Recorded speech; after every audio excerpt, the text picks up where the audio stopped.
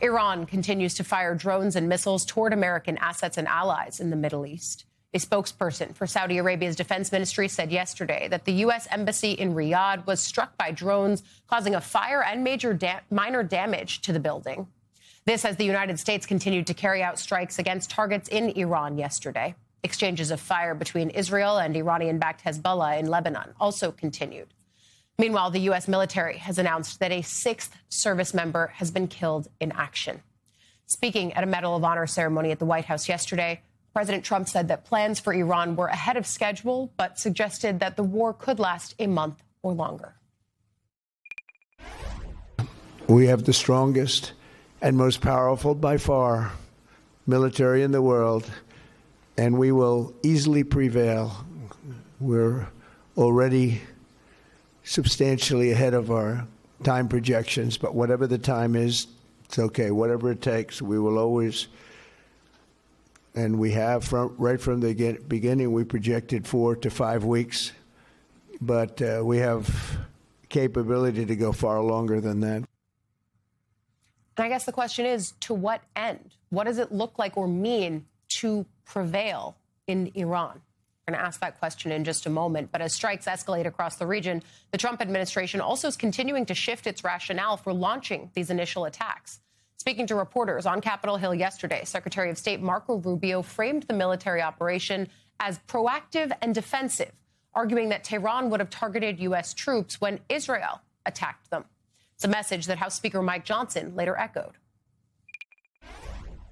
There absolutely was an imminent threat, and the imminent threat was that we knew that if Iran was attacked, and we believed they would be attacked, that they would immediately come after us. And we were not going to sit there and absorb a blow before we responded, because the Department of War assessed that if we did that, if we waited for them to hit us first after they were attacked, and by someone else, Israel attacked them, they hit us first, and we waited for them to hit us, we would suffer more casualties and more deaths. We went proactively in a defensive way to prevent them from inflicting higher damage. Had we not done so, there would have been hearings on Capitol Hill about how we knew that this was going to happen, and we didn't act preemptively to prevent more casualties and more loss of life.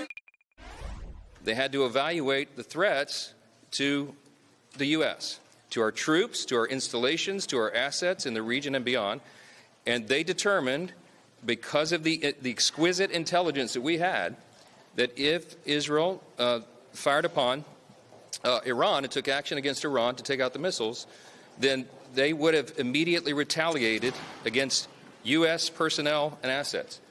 We have troops in harm's way, and we have many Americans in the region, and that was of great concern. If we had waited for all of those eventualities to take place, the consequences of inaction on our part could have been devastating. We don't know at what magnitude, but you can assume, because it is common sense, that if Iran had begun to fire all of their missile arsenal, short and mid-range missiles, at our personnel and our assets and our installations, we would have suffered staggering losses. Okay, so it's important as we track the rationale for these strikes to hear what the administration and its allies are saying. But the thing is, those comments appear to contradict earlier reporting from Reuters, citing two people familiar with the matter who say Trump administration officials acknowledged in closed-door briefings with congressional staff, and we've also confirmed this, that there was no intelligence suggesting Iran planned to attack U.S. forces first. Iran's foreign minister responded to Secretary Rubio, writing on social media that he, quote, admitted what we all knew. The U.S. has entered a war of choice on behalf of Israel. There was never any so-called Iranian threat. We're going to get into it with national security reporter for the Wall Street Journal, Alex Ward. So, Alex, I think to me there's two buckets of this. There's the rationale, and then there's the future plan, what the end game is. So let's take the rationale first. We got Secretary Rubio on Capitol Hill yesterday basically saying, well, Israel was going to attack, and if they did that, Iran was then going to attack us. Is that the rationale that is correct, based on your understanding from your sources? Because it's the public rationale, but it might not be the actual one.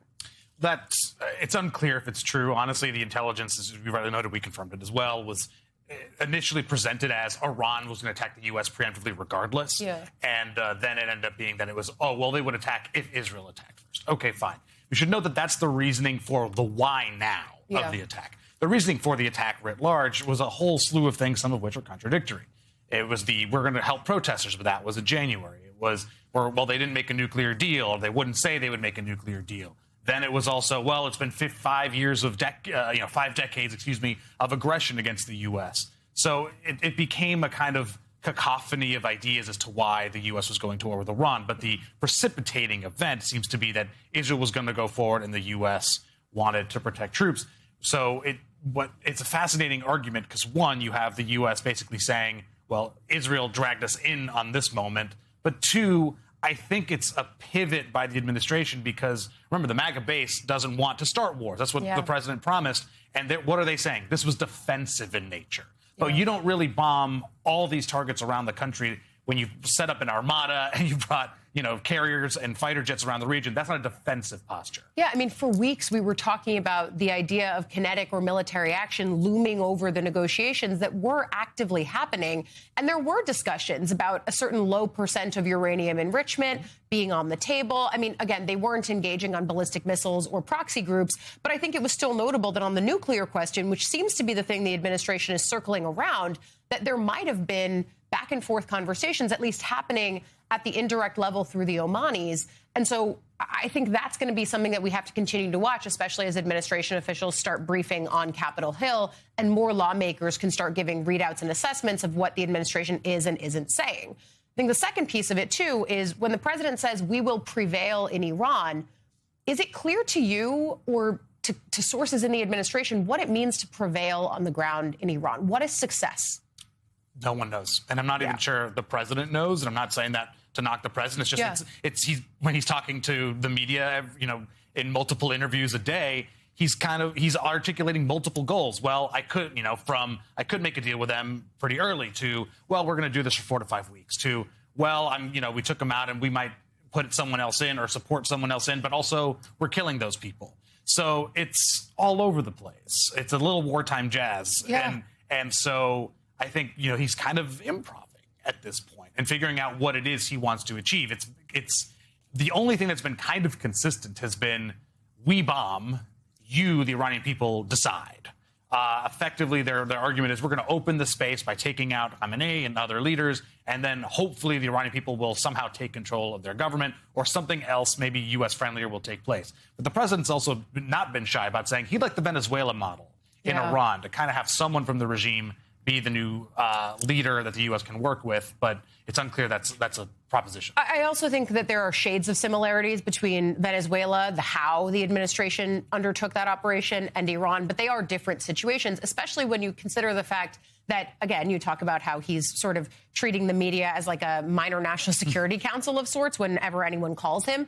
The fact that John Karl at ABC called him and he seemed to tell him, well, people we thought might take power are actually now killed in the very strikes that we launched. I mean, that's how it's very not like Venezuela. You knew that Delcy Rodriguez was there to assume power, at least in the short term. What is the state of play on the ground in Iran? Should the administration be pursuing regime change, even if they're not using that phrase, which it clearly is that? Yeah, when you kill the leader of the regime, it is regime change-ish. I mean, assuming the regime will be removed, right? It could be another figurehead. Like, I wouldn't say Venezuela was regime change. It was leader removal. Okay. So technical things aside, it does sound like the administration is at least open to some kind of transition, and whether it's violent or not remains to be seen. Because you could imagine if it's the people uprising against elites, and we should know there are a lot of elites and authorities in Iran that benefit from that system. They have the guns, they have the money, they have the power. They could do a pretty violent crackdown, which they did in January, killing, as U.S. estimates are, around 30,000 or so people. You could also, we've seen that reporting that the president called the Kurdish leaders in Iraq. There is a Kurdish separatist movement, and there are Kurds in Iran. And you see Israel bombing that area of Iran right now. Yeah. Could the U.S. and Israel be paving the way for some kind of local ethnic force, whether it's Kurds or others, to go after the regime or take control of other parts of the country? We're in the territory of anything is possible here. That's speculation, but just somewhat informed speculation based on what I'm seeing. So who knows really what's next? And the president is making these decisions in real time. Yeah, making these decisions in real time. I think it was also really notable watching the Defense Secretary Pete Hegseth yesterday and the ways in which he, of course, towed the administration line, highly laudatory of the president, not engaging on the real valid questions about what the end game is here, especially as you're seeing a mounting death toll of American service members. I mean, there needs to be an explanation to the American public why other Americans are being killed in this conflict and what the end game actually is. You know you're going to hear about this more as more lawmakers come back to town this week. Certainly something for us to continue talking about and watching. National security reporter for the Wall Street Journal, Alex Ward, thank you for helping us read some tea leaves, get a better understanding or not of what's actually on the table here.